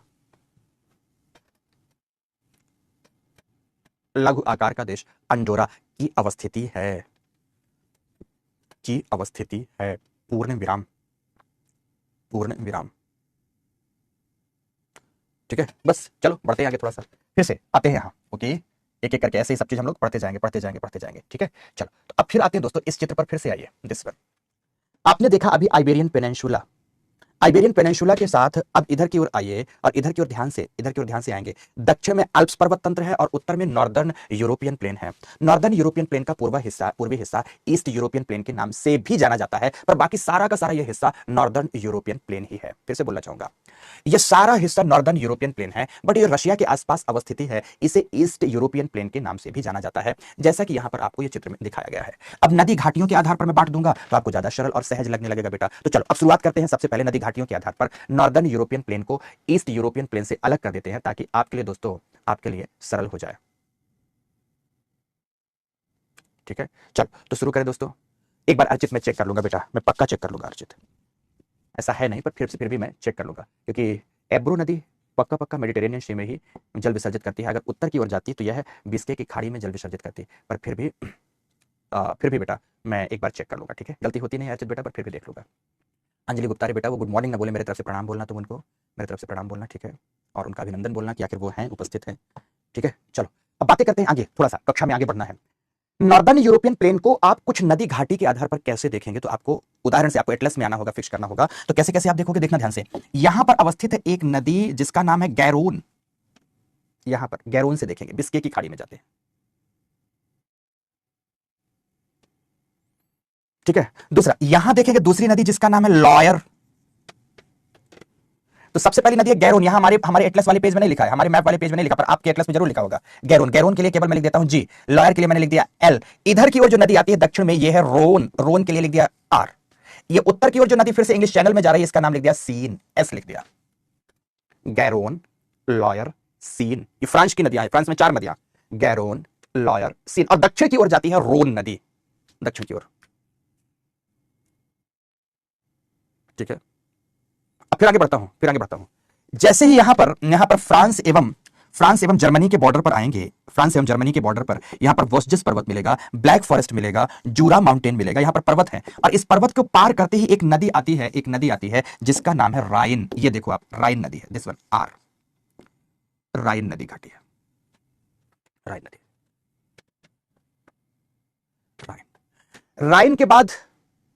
के बाद और नदी यहां पर है जो कुछ दी नहीं है। जैसे राइन के बाद अब यहां पर देखेंगे एक नदी आती है वेसर, फिर एल्ब है, तो राइन के बाद यहां पर एक नदी और है जिसका नाम है राइन के बाद वेसर, ये यहां पर जल विसर्जित करेगी, वेसर के लिए मैं लिख देता हूं डब्ल्यू। फिर आती है एल्ब, ये नदी है एल्ब। फिर उसके बाद आती है ओडर, ओडर बेसिकली जर्मनी में नहीं पोलैंड में पड़ जाती है। ओडर कहां पड़ जाती है? पोलैंड में पड़ जाती है। पोलैंड एवं इसकी सीमा बनाएगी जर्मनी की, और ज्यादातर घाटी उसकी पोलैंड में पड़ जाएगी। और पोलैंड की सबसे प्रधान नदी ये वाली है जिसको आप विस्चुला कहते हैं, ये नदी है विस्चुला, लाइफ लाइन ऑफ पोलैंड कहलाएगी ये विस्चुला। तो फिर से बोलना चाहूंगा, इतनी नदियां एक बार में याद नहीं होंगी, पर आपको केवल एटलस में आपको ट्रेस कर लेना है। गैरोन, लॉयर, सीन एवं रोन, ये 4 नदियां फ्रांस में। फिर उसके बाद 3 नदियां फिर से याद करेंगे, राइन, वेसर, एल्ब। एल्ब का मतलब ई लिख देता हूं यहां पर। ये 3 नदियां मिल गई जर्मनी में। ओडर जर्मनी एवं पोलैंड की सीमा पर है, पर मैं इसको पोलैंड को ही दूंगा। तो ओडर एवं विस्चुला ये पोलैंड पर है। तो यहां से लेकर गैरोन से लेकर के विस्चुला तक ये पूरा का पूरा जो मैदानी क्षेत्र है इसे नॉर्थ यूरोपियन प्लेन कहते हैं। यहां से गैरोन से लेकर ये विस्चुला तक का जितना भी मैदानी क्षेत्र है इसे नॉर्दर्न यूरोपियन प्लेन के नाम से जाना जाता है। नॉर्दर्न यूरोपियन प्लेन है ये। हो गया ये प्लेन पूरा का पूरा। अब देखो इसके दक्षिणी भाग में अगर यहां देखोगे तो दक्षिणी भाग में यहां पर अल्प्स पर्वत है। कौन सा पर्वत है? अल्प्स, जिसकी सबसे ऊंची चोटी माउंट ब्लांक है, माउंट ब्लांक्स है। और अल्प्स पर्वत को यहां पर इटली की एक नदी घाटी है जिसको नदी को बोलते हैं रिवर पो, पो नदी घाटी है जो कि इटली में अवस्थित ये जो अपेनाइन पर्वत है, इससे अलग कर देते हैं, क्षमा चाहूंगा दोस्तों, सॉरी, ये अपेनाइंस को पो अल्प्स पर्वत के दक्षिण में, ये सब अल्प्स के ही समतुल्य हैं, अल्प्स के ही समतुल्य हैं। ठीक है, ठीक। अब ध्यान से देखना, यहां पर एक कोर्सिका एवं सार्डिनिया जैसे द्वीप है, एक फ्रांस का है तो दूसरा इटली का है। कोर्सिका एवं सार्डिनिया जैसे द्वीप हैं, देखते चलेंगे आराम से। यहां ये टाइरेनियन सी कल ही देख लिया था, लिगुरियन सी कल ही देख लिया था, एड्रियाटिक सी भी देख लिया था। एड्रियाटिक सी के पूर्व में यहां पर एक और पर्वत है जिसका नाम है डिनारिक अल्प्स। मेरे एटलस मैंने लिखा, पर आप यहां देखोगे यहां पर डिनारिक अल्प्स होगा, डिनारिक अल्प्स एड्रियाटिक के पूर्व में, अर्थात एड्रियाटिक सागर डिनारिक अल्प्स और एपेनाइन पर्वत के मध्य अवस्थित है। ये पूरा का पूरा प्रायद्वीप देखो, जो ये ब्लैक सी और एड्रियाटिक सी के बीच जो कार्पेथियन पर्वत, देखो ये कार्पेथियन पर्वत है ना, तो कार्पेथियन के दक्षिण में अवस्थित जितना भी है ना, ये युगोस्लावियन पेनिनसुला है। ये पूरा का पूरा कार्पेथियन के दक्षिण का भाग, जिसकी सबसे महत्वपूर्ण नदी डेन्यूब है, पश्चिमी यूरोप की सबसे बड़ी नदी डेन्यूब है बेटा। देखो यहां पर ये नदी डेन्यूब, ये एक इंटरनेशनल रिवर, इसके तट पर 8 देशों की राजधानियां अवस्थित। डेन्यूब नदी, अद्भुत नदी, अद्भुत नदी। तो कार्पेथियन पर्वत के दक्षिण का सारा भाग ये युगोस्लावियन पेनिनसुला है। बट अब यहां पर युगोस्लाविया कई भागों में बटा है।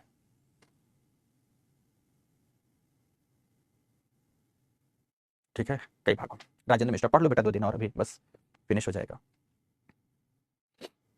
कार्पेथियन, ये जो दक्षिण का हिस्सा है देखना, यहां पर एक तरफ आयोनियन सी है और एक तरफ एजियन सी है, ये बाल्कन पेनिनसुला कहलाता है। ये लिखा भी है बाल्कन, ये बाल्कन पेनिनसुला कहलाता है। युगोस्लावियन पेनिनसुला का दक्षिण, हाँ दक्षिणी भाग, जहां पर पिंडस माउंटेन होगा, जहां पर पिंडस माउंटेन होगा दोस्तों।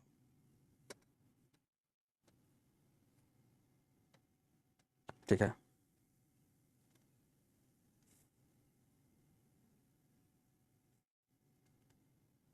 ठीक है। स्वीटी कुमारी सर, मेरी रिक्वेस्ट है कि मेरी टेंशन दूर करिए सर, मेरे प्लीज, मेरे घर में बहुत बड़ी प्रॉब्लम है। क्या प्रॉब्लम है स्वीटी? बेटा मैं कमेंट्स देखता रहूंगा तो कैसे तुम लोगों को पढ़ाऊंगा फिर? इतनी मैपिंग हो गई यहां तक की, तो अब मैं इसी मैपिंग वाले हिस्से की बात करूंगा, केवल इतनी मैपिंग वाले हिस्से की। 2 भागों में बांटकर, उत्तरी यूरोपीय मैदान और दक्षिण में अल्प्स पर्वत तंत्र, ऐसा 2 भागों में बांटकर मैं ये सारा का सारा हिस्सा आप लोगों को पूरा पढ़ा डालूंगा मस्ती करते हुए। ठीक है, तो क्या पढ़ाना है मुझे? तो सभी के सभी अब लोग हेडिंग देंगे। कैसे हेडिंग देंगे? लिखिए, उत्तरी यूरोपीय मैदान, उत्तरी यूरोपीय मैदान, नॉर्थ यूरोपियन प्लेन। ठीक है, लिखो, इस मैदान की अवस्थिति, इस मैदान की अवस्थिति फ्रांस से लेकर पूर्व में पोलैंड तक है, फ्रांस से लेकर पूर्व में पोलैंड तक है, जहां जहां नदियों के नाम लिखाऊंगा एक क्रम से, गैरोन, गैरोन, लॉयर, सीन, राइन, वेसर, एल्ब, एल्ब, ओडर एवं विस्चुला जैसी, गैरोन, लॉयर, शीन, राइन, वेसर, एल्ब, ओडर एवं विस्चुला जैसी नदियां अवस्थित हैं, नदियां अवस्थित हैं, पूर्ण विराम। पूर्ण विराम, पैरा चेंज कर देना। फ्रांस, फ्रांस एक कृषि एवं उद्योग प्रधान अर्थव्यवस्था का देश है। दोनों साथ साथ जुड़ेंगे। फ्रांस कृषि एवं उद्योग प्रधान अर्थव्यवस्था का देश है। अर्थव्यवस्था का देश है। दोनों की महत्ता है, दोनों की महत्ता है दोस्तों। यहां पर देश है जहां गेहूं, जौ, जौ मतलब बार्ले, जौ उत्पादन के साथ साथ रोन नदी घाटी क्षेत्र से,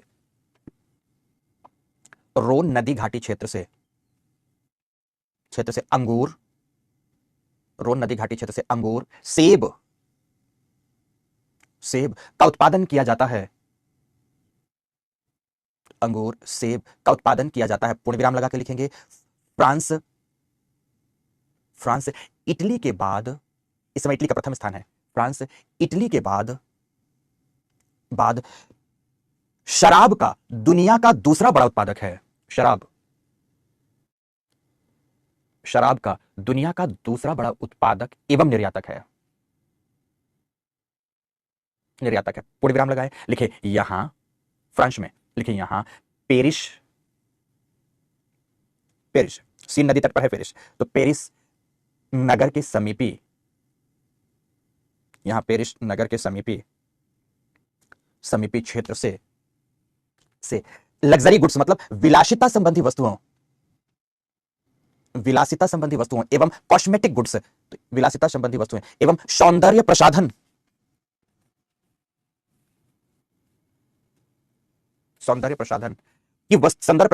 की सामग्रियां उत्पादन के लिए जाने जाते हैं।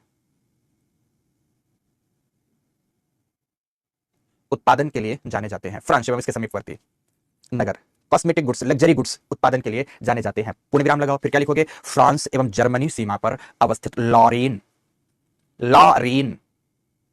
फ्रांस एवं जर्मनी सीमा पर अवस्थित लॉरेन क्षेत्र जहां फ्रांस के सार एवं सैक्सन प्रांत हैं, लॉरेन क्षेत्र जहां फ्रांस के सार एवं सैक्सन प्रांत हैं, लौह अयस्क के उत्पादक है। सार एवं सैक्सन प्रांत लौह अयस्क के उत्पादक हैं। पूर्ण विराम लगाओ, फिर पैरा चेंज करते हुए लिखो जर्मनी।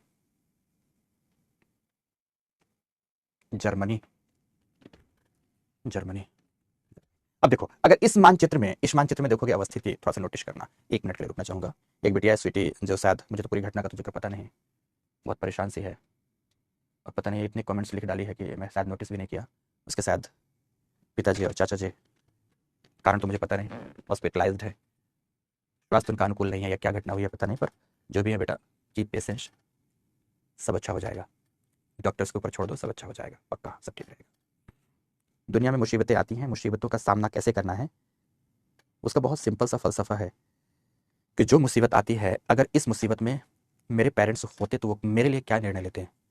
अगर एक बार ये विचार कर लिया ना, तो मुझे ऐसा लगता है कि पक्का पक्का जो वो सोचते थे आप वो करने लगोगे और आपको एक दिशा मिल जाएगी। अभी तो खैर वो हॉस्पिटल है, ठीक हो जाएंगे बेटा, ऐसी कोई बात नहीं है।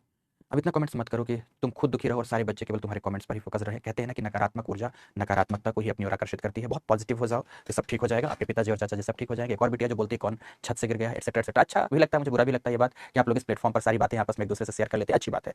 बुरी बात यह है कि इससे आप लोगों की पढ़ाई भी, देखो आप लगातार क्लास में तो हो ही, आपकी पढ़ाई बाधित हो रही है बेटा, तो पढ़ लो बहुत अच्छे से, क्योंकि अगर आप पढ़ लिए ना तो आप बहुत सारी समस्याओं का समाधान करने के लायक स्वयं भी हो जाओगे। इसलिए पढ़ो बेटा, ठीक है। हम सबकी दुआएं, हम सबकी शुभकामनाएं आप सबके साथ हैं। निश्चित रूप से सब बेहतर हो जाएगा, सब ठीक हो जाएगा, दुखी होने की, परेशान होने की जरूरत नहीं है, ठीक है। अब हम आगे बढ़ते हैं। एक बार हमने आपको दिखाया यहां पर फ्रांस। अच्छा, आपको यह भी बताऊं कि फ्रांस का सबसे बड़ा जो बंदरगाह है वो फ्रांस के दक्षिणी भाग में, ये रोन नदी के मुहाने पर अवस्थित है, मार्शली सी ऑफ लॉयन पर अवस्थित है, ठीक है ना। यहां पर आप पेरिस कैपिटल तो देख ही लेते हो, पेरिस तो खैर कैपिटल तो किसी के भी आराम से आप देख लोगे। अब हम लोग आ रहे हैं जर्मनी में। सुनते जाना, कुछ नई बात बताना है मुझे। यहाँ ये जर्मनी है, जर्मनी के नीचे ये वाली जो स्थिति है स्विट्जरलैंड की है, फिर उसके बाद ये इटली शुरू हो जाता है। इटली, ये पूरा इटली प्रायद्वीप है, ठीक है, इटालियन पेनिनसुला। सुनना मेरी बात ध्यान से, जर्मनी पूर्ण औद्योगिक अर्थव्यवस्था का देश है।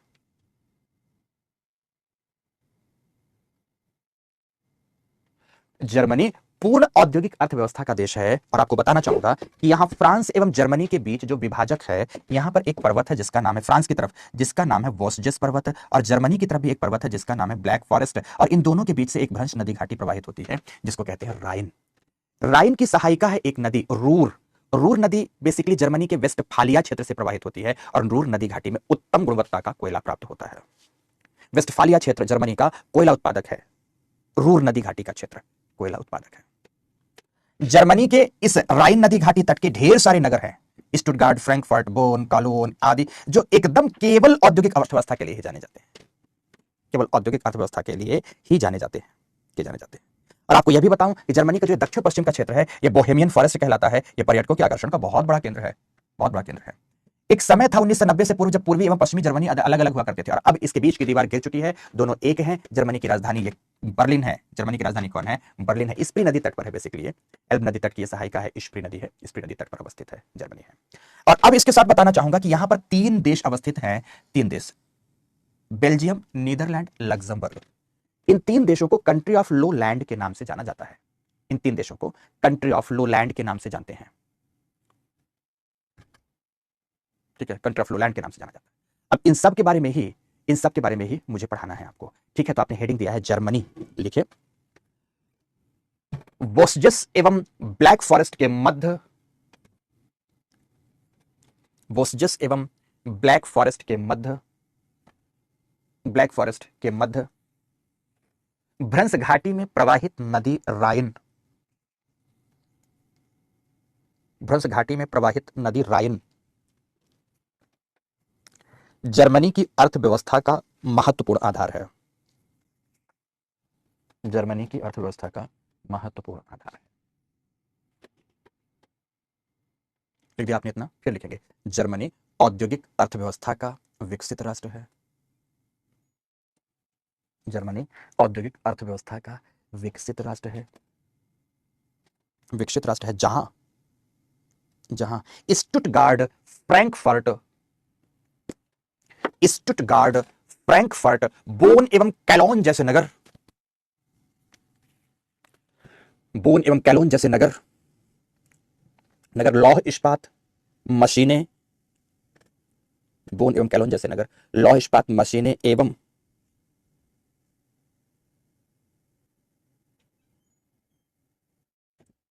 आराम से लौह इस्पात उत्पादन, लौह इस्पात बनाएंगे, मशीनें बनाएंगे बेटा।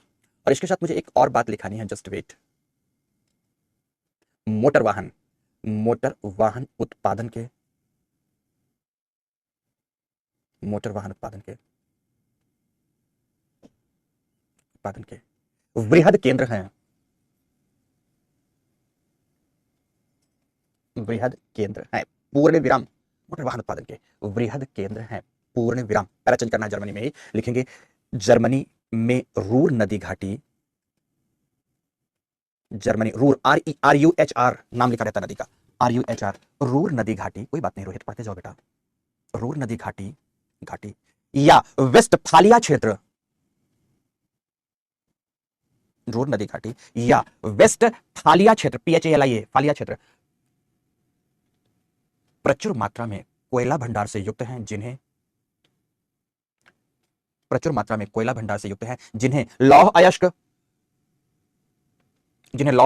लॉरेन क्षेत्र से, अभी लॉरेन की बात हमने की फ्रांस में, लौह अयस्क लॉरेन क्षेत्र से तथा स्पेन से आयात कर लेता है। स्पेन में किरूना एवं गैलीवर की खाने कल बताया था, स्पेन से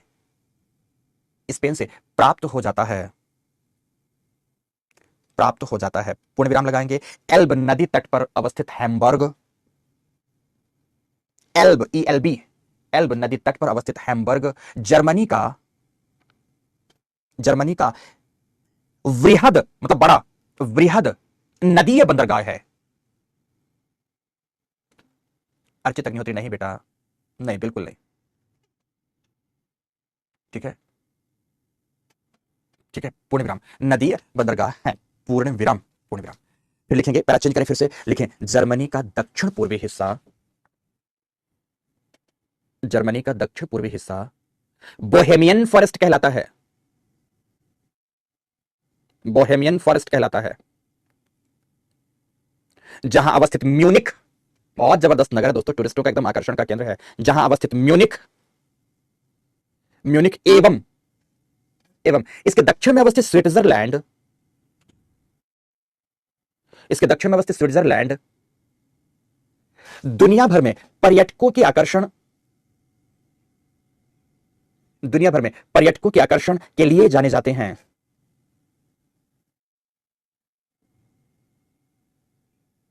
जाने जाते हैं। पूर्ण विराम, पूर्ण विराम। अब स्विट्जरलैंड में अगर आप देखेंगे तो ज्यूरिख है, जेनेवा है, ज्यूरिख जेनेवा बॉन है, तो ये सब नगर बहुत महत्वपूर्ण है। फिर एक लाइन लिखेंगे, स्विट्जरलैंड में ज्यूरिख जेनेवा एवं बॉन,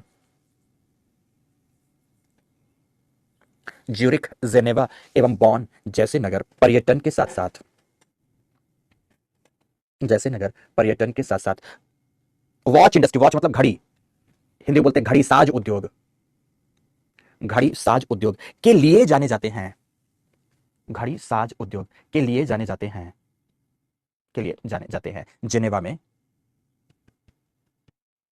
जेनेवा में कई अंतरराष्ट्रीय मुख्यालय भी अवस्थित है, कई अंतरराष्ट्रीय मुख्यालय भी अवस्थित है। पूर्ण विराम। हेडिंग 2 लिखो, इटली, इटली, इटली लिखो। यह अल्प्स पर्वत द्वारा, यह अल्प्स पर्वत द्वारा, पर्वत द्वारा फ्रांस, स्विट्जरलैंड एवं ऑस्ट्रिया से पृथक होता है। फ्रांस, स्विट्जरलैंड एवं ऑस्ट्रिया से पृथक होता है, जिसकी अवस्थिति, जिसकी अवस्थिति, अवस्थिति इसकी इटली की, जिसकी अवस्थिति एड्रियाटिक सागर एवं, एड्रियाटिक सागर एवं टाइरेनियन सागर के मध्य, एड्रियाटिक सागर एवं टाइरेनियन सागर के मध्य अपेनाइन प्रायद्वीप में है। एटलस में भी देख सकते हो, बोर्ड की ओर भी देख सकते हो, अपेनाइन प्रायद्वीप में है। पूर्ण विराम लगाएं, पहला चेंज करें। इटली के उत्तरी भाग में अवस्थित पो नदी घाटी, पो नदी घाटी पर 3 नगर हैं। इटली के उत्तरी भाग में अवस्थित पो नदी घाटी, पो नदी घाटी में देखो कौन कौन से नगर हैं, यहां अगर दिख गया तो मैं आपको दिखाता हूं, दिस वन। पो नदी घाटी में अवस्थित मिलान एवं त्यूरिन नगर, दिस वन, मिलान एवं त्यूरिन नगर, मिलान एवं त्यूरिन, ये क्या आप ऐसा कह सकते हैं, मिलान डेट्रॉइट ऑफ इटली एवं त्यूरिन मैनचेस्टर ऑफ इटली कहलाता है। मिलान डेट्रॉइट, डेट्रॉइट मतलब जो मोटर वाहन उत्पादन करता हो, मिलान डेट्रॉइट ऑफ इटली, जबकि त्यूरिन मैनचेस्टर ऑफ इटली कहलाता है, मैनचेस्टर ऑफ इटली कहलाता है। ठीक है, आगे बढ़े यहां पर।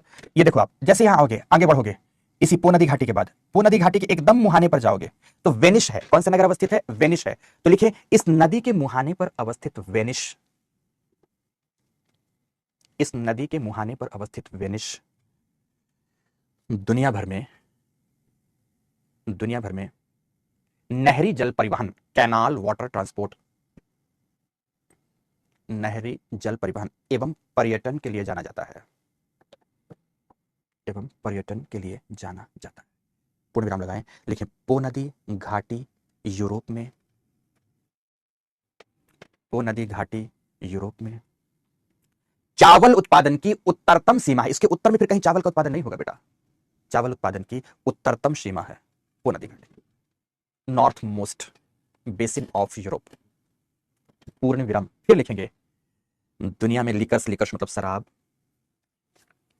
का सबसे बड़ा उत्पादक इटली, दुनिया में शराब का सबसे बड़ा उत्पादक इटली की राजधानी रोम,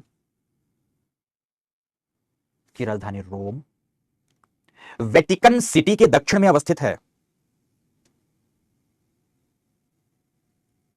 वेटिकन सिटी के दक्षिण में अवस्थित है। दोनों के मध्य टाइबर नदी का प्रवाह पाया जाता है। टाइबर के उत्तर में वेटिकन सिटी है और दक्षिण में रोम है। दोनों के मध्य टाइबर नदी का प्रवाह पाया जाता है। पूर्ण विराम, पूर्ण विराम। लिखो, इटली में, इटली, इटली में अवस्थित लिपारी, सिसिली, इटली में अवस्थित लिपारी, सिसिली तथा सार्डिनिया द्वीप, लिपारी, सिसिली एवं सार्डिनिया द्वीप ज्वालामुखीय क्रियाओं के लिए, ज्वालामुखीय क्रियाओं के लिए जाने जाते हैं। पूर्ण विराम, पूर्ण विराम। यहां पर अगर आप देखोगे तो देखो, ये कोर्सिका आइलैंड है जो फ्रांस का है, ये वाला जो सार्डिनिया आइलैंड है ये इटली का है, यहां पर ये जो माल्टा है अपना ये स्वतंत्र अस्तित्व रखता है, माल्टा, ध्यान रखना माल्टा स्वतंत्र अस्तित्व रखता है, ठीक है ना। अब इसके बाद फिर से ध्यान से, जब इतना पढ़ा है तो अब इसको हम कंट्री ऑफ लो लैंड में आएंगे, कंट्री ऑफ लो लैंड में आएंगे, ठीक है। तो हेडिंग दीजिए आप सभी, लिखे कंट्री ऑफ लो लैंड, निम्न भूमि के देश, निम्न भूमि के देश लिखे। इन्हें बेनेलक्स, BENELUX, बेनेलक्स के नाम से जाना जाता है। इन्हें बेनेलक्स के नाम से जाना जाता है, जिसके अंतर्गत Belgium, Netherlands, Luxembourg, Belgium, Netherlands, Luxembourg जैसे देश आते हैं, जैसे देश आते हैं। वो जो एटलस में छोटा सा दिख रहा है उसको मैंने अलग से यहां निकाला है, देखो नॉर्थ सी कोस्ट पर। This one is Netherlands, this one is Belgium, this one is Luxembourg. तीन देश, तीनों को निकाल दिया अलग से, तीनों अलग से निकले। इनमें से आप देख सकते हैं कि जो नीदरलैंड है इसमें तीन बड़े महत्वपूर्ण नगर हैं, एक है एम्स्टर्डम, दूसरा है रोटरडम और तीसरा है द हेग, अंतरराष्ट्रीय न्यायालय के संदर्भ में सुना होगा। तीन, ये नीदरलैंड ही पुराना हॉलैंड है। नीदरलैंड के पास भूमि की बहुत कमी थी, ये भूमि बनाने के लिए आर्टिफिशियल तकनीक सबसे पहले दुनिया में विकसित किया। करता क्या है कि समुद्र के किनारे पर एक बांध बना देता है, बांध के पानी को बाहर फेंक देता है, फिर बांध के पानी को फेंकने के बाद वहां पर फिलिंग करता है, लैंड फिलिंग करता है, पूरा मैदान तैयार हो जाता है। तैयार मैदान को पोल्डर लैंड कहता है। यह तकनीक समुद्र से भूमि चुराने की पहली तकनीक नीदरलैंड ने सीखी थी। जब दुबई को पाम जुमेरा बनाना था, दुबई का पाम जुमेरा, अभी तो जो बना है पाम जुमेरा छोटा, अभी ग्रेटर जुमेरा बन रहा है, ग्रेटर पाम बन रहा है। तो पाम जुमेरा बनाना था तो वो नीदरलैंड से ही इंजीनियर्स को बुलाया था कि आखिर समुद्र से कैसे नई नई भूमि चुराई जाती है, समुद्र में कैसे नई नई भूमि बनाई जाती है।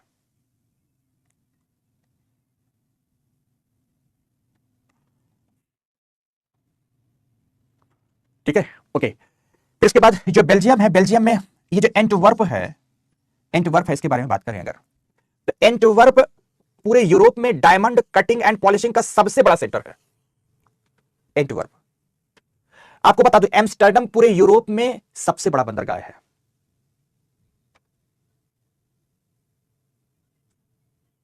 फिर से बताना चाहूंगा, ये जो लोज है या लीज नगर है, ये पिस्टल बनाता है, पिस्टल बनाता है, दुनिया भर में इसकी पिस्टल्स मंगाई जाती हैं। बेल्जियम बेकरी प्रोडक्ट्स का सबसे बड़ा उत्पादक एवं निर्यातक है, दुनिया में सबसे बड़ा वृहद उत्पादक एवं निर्यातक है। बेकरी प्रोडक्ट्स, अद्भुत बेकरी प्रोडक्ट्स बनाता है बेल्जियम।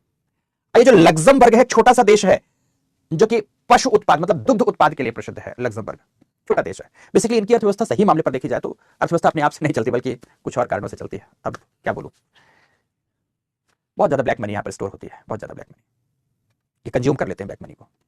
तो लग्जमबर्ग, आप चाहो तो लिख लो, लग्जमबर्ग दुग्ध उत्पाद के लिए प्रसिद्ध, बेल्जियम बेकरी प्रोडक्ट्स के लिए प्रसिद्ध, एंटवर्प के लिए बता दिया कि ये डायमंड कटिंग एंड पॉलिशिंग करेगा, और लीज पिस्टल्स बनाई जाती है, पिस्टल्स। तो नीदरलैंड के लिए बताया मैंने कि नीदरलैंड क्या करता है, समुद्र से भूमि चुराने के लिए जाना जाता है, समुद्र से भूमि चुराएगा नीदरलैंड। और आपको बताते हैं ये जो बेल्जियम है ना और नीदरलैंड, इनकी बात बता दें, कंट्री ऑफ लो लैंड, इसलिए कि बड़े इनमें जनसंख्या घनत्व दोस्तों बहुत अधिक है। नीदरलैंड और बेल्जियम ये दोनों के दोनों, बट खासकर नीदरलैंड, ये ट्यूलिप के बड़े उत्पादक है। ट्यूलिप पुष्प जिसको लिली आप कहते हो, ट्यूलिप के बड़े उत्पादक है बेटा, लिली। आपको एक और बात बता दूं, जैसे आप लोग दुनिया भर में दोस्तों आपने सुना होगा कि वैलेंटाइन डे के डे आप अपने प्रियतम या प्रियतमा को रेड रोज देते हो, बट रेड रोज नहीं देगा, लिली देगा, लिली से अपना सेलिब्रेट करेगा फेस्टिवल, ट्यूलिप।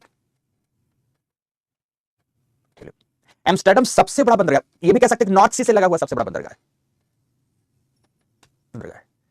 ठीक है। बस इतनी बातें हैं इसमें, इससे ज्यादा कोई बात नहीं, बहुत अद्भुत है। तो नीदरलैंड, बेल्जियम एंड लग्जमबर्ग, इन तीनों के बारे में याद रखें, इन तीनों के बारे में। फिर आप पैरा चेंज करें, फिर पैरा चेंज करते हुए यहां पर मैंने इनके जो छोटे इन देशों के राज्य हैं उनके भी मैंने एक वो दे दिया है कि आपको शायद ठीक से दिख जाए और आप कुछ और समझ लो। ये चित्र भी आपको अवेलेबल हो जाएगा, ये भी अवेलेबल हो जाएगा।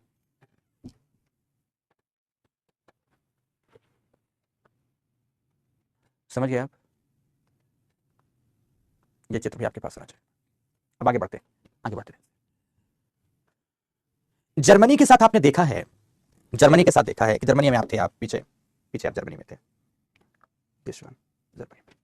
जर्मनी के ठीक पूर्व में यहां अवस्थित है पोलैंड। नदी भी आपने देखा यहां पर विस्चुला जीवन धारा कहलाती है, जिसके तट पर अवस्थित है राजधानी वार्सा। तो पोलैंड की राजधानी वार्सा के नीचे ये क्रकाउ एवं कॉटोविक वाली जगह है ना, जो ये कोयले के उत्पादक है। पिल्सन एवं साइलेसिया क्षेत्र है। तो आपको क्या लिखाना है, मेरी बात पैरा चेंज करते हुए लिखेंगे। कैसे लिखेंगे कि जर्मनी के पूर्व में अवस्थित ओडर नदी, जर्मनी के पूर्व में अवस्थित ओडर नदी, ओडर नदी पोलैंड की सीमा बनाती है, पोलैंड की सीमा बनाती है। फिर क्या लिखेंगे, विस्चुला को पोलैंड की जीवन धारा कहते हैं, विस्चुला को पोलैंड की जीवन धारा कहते हैं। जहां क्रकाओ एवं काटोविक के समीप, क्रकाउ एवं कॉटोविक के समीप कोयले के वृहद भंडार हैं, कॉटोविक के समीप कोयले के वृहद भंडार पिल्सन क्षेत्र कहलाएगा, पिल्सन एवं साइलेशिया क्षेत्र कहलाएगा। पूर्ण विराम। अब लास्ट अवस्थिति बचे, तो लास्ट अवस्थिति बनी ये बाल्कन पेनिनसुला की बची, और दोस्तों इसे युगोस्लावियन पेनिनसुला जो आप कहते हैं, दिस ये वाली अवस्थिति बची देश में, युगोस्लावियन। तो आप लिख सकते हैं Yugoslavian peninsula, Yugoslavian peninsula, Yugoslavian peninsula, this one, ये मैप में युगोस्लावियन प्रायद्वीप। लिखेंगे उत्तर में कार्पेथियन पर्वत श्रेणी से लेकर दक्षिण में, उत्तर में मैंने यहां दिखाया आपको कार्पेथियन पर्वत श्रेणी से लेकर दक्षिण में भूमध्य सागर, भूमध्य सागर तक, जिसके जिसके जिसके जिसकी पूर्वी एवं पश्चिमी सीमाएं, जिसकी पूर्वी एवं पश्चिमी सीमाएं ब्लैक सी एवं एड्रियाटिक सी द्वारा निर्धारित होती हैं, ब्लैक सी एवं एड्रियाटिक सी द्वारा निर्धारित होती हैं। ये युगोस्लाविया है, लावियन प्रायद्वीप, ठीक है ना। लिखिए एथनिक, एथनिक ग्रुप के कारण, एथनिक डाइवर्सिटी, तो लिखेंगे कि यहां एथनिक, यहां पाई जाने वाली एथनिक डाइवर्सिटी, यहां पाई जाने वाली एथनिक डाइवर्सिटी के कारण,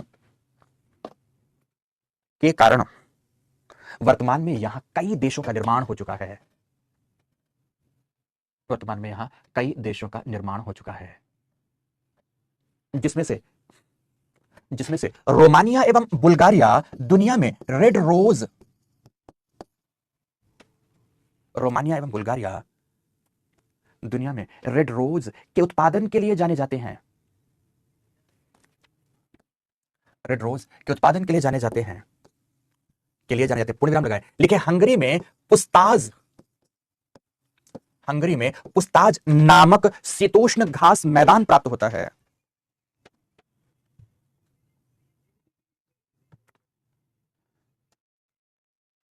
पुस्ताज नामक घास मैदान प्राप्त होता है, प्राप्त होता है, पूर्ण विराम। लेकिन दक्षिण में अवस्थित ग्रीस एक, दक्षिण में अवस्थित, दक्षिण में अवस्थित ग्रीस एक ऐतिहासिक नगर है, एक ऐतिहासिक, सॉरी, एक ऐतिहासिक संस्कृति की भूमि है, नगर में लिखेंगे एक ऐतिहासिक संस्कृति की भूमि है, भूमि है, पूर्ण विराम लगाएं। पैरा चेंज करते हुए लिखेंगे एड्रियाटिक सागर का तटवर्ती भाग, एड्रियाटिक सागर का तटवर्ती भाग, तटवर्ती भाग लाइमस्टोन, लाइमस्टोन चूना पत्थर से युक्त है, जिसे जिसे यहां टेरा रोसा, जिसे यहां टेरा रोसा के नाम से जाना जाता है, जिसे यहां टेरा रोसा के नाम से जाना जाता है। अंतिम बात लिखेंगे, अंतिम बात लिखेंगे, क्या लिखेंगे कि यहां प्रवाहित डेन्यूब, डेन्यूब नदी के बारे में बोल रहे हैं, यहां प्रवाहित डेन्यूब एक अंतरराष्ट्रीय नदी, प्रवाहित डेन्यूब एक अंतरराष्ट्रीय नदी एवं, अंतरराष्ट्रीय नदी है डेन्यूब, एक अंतरराष्ट्रीय नदी एवं यूरोप की दूसरी बड़ी नदी है, यूरोप की दूसरी बड़ी नदी है, जिसके तट पर 5 देशों की राजधानियां अवस्थित हैं, 5 देशों की राजधानियां अवस्थित हैं। पूर्ण विराम, बात समाप्त, यूरोप समाप्त। तो ये था बेटा यूरोप। अब यूरोप के साथ एक हिस्सा, चूंकि आपने रशिया पढ़ा है तो रशिया का एक हिस्सा इसके साथ जुड़ा है। मैंने इसके लिए और भी कुछ मैप निकाले हैं, ये जैसे सर्बिया है, कोसोवो अब अलग हो चुका है, मैसेडोनिया है, अल्बानिया है, ग्रीस है, ठीक है ना, मॉन्टेनिग्रो है, बोस्निया हर्जेगोविना है, क्रोएशिया है, स्लोवेनिया है, ये सब आज की डेट पे अलग हो चुके हैं। ये सब अलग हो चुके हैं। ये जो है इनको हम लोग बाल्कन कंट्रीज के नाम से भी आगे जानेंगे। तो यहाँ हमने सबको अलग अलग करके निकाल दिया है, सबको अलग अलग करके ये निकाल दिया है, ये सब अलग निकले हैं। इसलिए निकाल दिया कि आपको जानने के लिए सरल हो जाए, सहज हो जाए, नहीं तो कठिन लगने लगता है, जितना थोड़ा कठिन लगने लगेगा, ठीक है ना। तो ये जानबूझकर मैंने आपके लिए सब निकाल दिया है। ओके, अब इसके साथ मुझे थोड़ा सा एक क्षेत्र और दिखाना है, जो ये है, ये रशिया का साइबेरिया। तो हेडिंग डालिए आप सभी, लिखे साइबेरिया, साइबेरिया, साइबेरिया। साइबेरिया में कुछ खास लिखना नहीं है। दिस वन, ये पूरा का पूरा देखो आप, ये पूरा, हालांकि इसने तो मॉस्को से ले लिया, ये यूराल पर्वत का क्षेत्र है। दिस वन, ये है साइबेरिया। मैप को ही बस देख लोगे बहुत है, कुछ लिखो या ना लिखो, ये पूरा साइबेरिया का रीजन, पूरा साइबेरिया रीजन। प्रांत के रूप में इसे विभाजित करके दिखाया गया है, प्रांत के रूप में विभाजित करके हमने दिखा। यहां अगर देखोगे तो कुछ बड़ी महत्वपूर्ण, जैसे इस साइबेरिया में ओब, यानिशी एवं लीना, ये जो नदी होगी इसका नाम है लीना, ओब, यानिशी एवं लीना, ये लिखा है लीना रिवर जैसी नदियां। साइबेरिया की सबसे, या दुनिया की सबसे गहरी झील है यहाँ पर बाल्कन झील, बाल्कन झील। ये पूरा साइबेरिया है। पूर्वी साइबेरियाई पठार में यहां अवस्थित है वर्खोयांस्क, दुनिया का सबसे ठंडा स्थान, दुनिया का सबसे ठंडा। इसमें पूरा ब्रेकअप ऑफ सोवियत यूनियन दिखाया गया, जो 1991 में ब्रेकअप हुआ, कौन कौन से देश बने, ये पूरा दिखाया है साइबेरिया। यहां पर कुछ जनजातियां पाई जाती हैं साइबेरिया में, सब के सब एस्किमो हैं, जनजातियां हैं। जनजातियों में कौन है यहाँ पे, सारी एस्किमोज हैं, एस्किमो हैं। पर एस्किमोज के इनके नाम अलग अलग हैं, जैसे याकूत हैं, युकागिर है, याकूत, युकागिर, चकची है। एस्किमो सब याकूत, युकागिर, चकची, चकचे आदि नामों से जाने जाते हैं। ये लोग बेसिकली वही हैं, रेंडियर एवं कैरिबाऊ का शिकार करेंगे। रेंडियर, रेंडियर हिरण प्रजाति का जीव है, कैरिबाऊ, इन दोनों का शिकार करते हैं। ये शिकार, आखेट, मत्स्यन इनकी मुख्य आर्थिक क्रिया है, मुख्य आर्थिक क्रिया। साइबेरिया, साइबेरिया तुल्य जलवायु क्षेत्र में दूर तक टैगा वनाच्छादन है, जनसंख्या कम है दोस्तों, कम है, ठीक है, जनसंख्या कम है, पूरा साइबेरिया का क्षेत्र है। और साइबेरिया के इसी दक्षिणी हिस्से में ये आपने सुना होगा कजाकिस्तान, ताजिकिस्तान, तुर्कमेनिस्तान, समझ रहे हैं मेरी बात, किर्गिस्तान, सबके सब देश, ये तान तान तान, उज्बेकिस्तान, ये सारे के सारे तान वाले देश है, ताने। और जहां पर अगर आप देखेंगे दो बड़ी नदियां हैं, एक आमू दरिया और एक शिर दरिया जैसी नदियां हैं। एशिया में आएंगे तो भी अलग से उस पर बात करेंगे। एशिया में, ये साइबेरिया का पूरा क्षेत्र है दोस्तों। और साइबेरिया का ये वाला क्षेत्र जो है ना, दिस वन, साखालिन प्रायद्वीप, ये है, इसको लेकर हमेशा दिक्कतें आती रहती है। व्लादिवोस्टोक की अवस्थिति है यहाँ पर, व्लादिवोस्टोक जो ट्रांस साइबेरियन रेल मार्ग है, तो यहां अवस्थित है सेंट पीटर्सबर्ग, तो सेंट पीटर्सबर्ग से यह साखालिन तक यहां जाता है। ट्रांस साइबेरियन रेल मार्ग, दुनिया का सबसे लंबा रेल मार्ग यही है, ट्रांस साइबेरियन रेल मार्ग, ट्रांस साइबेरियन रेल मार्ग। USSR, union of Soviet socialist Republican. जानबूझकर ये सारे चित्र आपके लिए लाए हैं बेटा, क्या आप देख सको इनसे कौन कौन अलग हुआ है। तो यहां से लेकर एस्टोनिया, लटाविया, लिथुआनिया तो रशिया का पार्ट है, बेलारूस, माल्डोवा, यूक्रेन, सब ये। फिर इसमें जॉर्जिया, आर्मेनिया, अजरबैजान, यहां पर कजाकिस्तान, उज्बेकिस्तान, ताजिकिस्तान, किर्गिस्तान और तजाकिस्तान, ये सब अलग हुए हैं यूएसएसआर से। रशिया तो अपने आप में है। कैस्पियन सागर के साथ यहां ये अरल सागर की अवस्थिति, इसी में आमू दरिया और सिर दरिया जाकर अपना जल विसर्जित करती है, जहां किजिलकुम और काराकुम मरुस्थल है। एक का नाम है आमू दरिया और एक का नाम है सिर दरिया, और यहीं पर दो मरुस्थल है, किजिलकुम और काराकुम मरुस्थल। ये सब मध्य एशिया के अंतर्गत आते हैं, किजिलकुम एवं काराकुम सब मध्य एशिया के अंतर्गत आते हैं, मध्य एशिया के अंतर्गत। यूराल माउंटेन की अवस्थिति दिया है, यूराल माउंटेन की अवस्थिति के साथ वेस्ट साइबेरिया, सेंट्रल साइबेरिया और ईस्टर्न साइबेरिया है, जिसमें ये बर्खोयांस की अवस्थिति है, ईस्टर्न साइबेरिया, ईस्टर्न साइबेरिया। और ध्यान रखना यहां पर ये चीन का भौगोलिक प्रदेश है। चीन एवं रूस के साइबेरिया के बीच एक नदी है जिसका नाम है आमुर नदी। इसी नदी पर लंबे समय तक, आरवी का मतलब रिवर, इसी नदी पर लंबे समय तक चीन एवं रूस का विवाद था, लेकिन अब समाधान आ चुका है। अब रूस इसे अपने अधिकार क्षेत्र में ले लिया है। यहां अगर आपने इसे साखालिन प्रायद्वीप के रूप में देखा तो ये कामचटका पेनिनसुला, और ये चकची का हिस्सा ये है, चकची, ये चकची है, चकची ट्राइबल कम्युनिटी है। और ये जाके लास्ट में कहां से मिल जाएगा, यहां अलास्का से मिल जाएगा बेटा, यहां अलास्का से मिलेगा, अलास्का से मिल जाएगा। दुश्मन सेम चीज है, वही सेम चीज है। बस दोस्तों, तो आज इसमें इतना है, आज इसमें इतना है। इसी के साथ यूरोप पूरी तरह से समाप्त। फ्राइडे एंड सैटरडे 2 दिन हम लोग अपने एशिया महाद्वीप को पढ़ेंगे। थोड़ा इधर अवस्थितियाँ इतनी ज़्यादा है कि मैं जानता हूँ पढ़कर आप थक रहे होंगे, लेकिन थकने से कोई लाभ हानि है नहीं, पढ़ना तो पड़ेगा बेटा।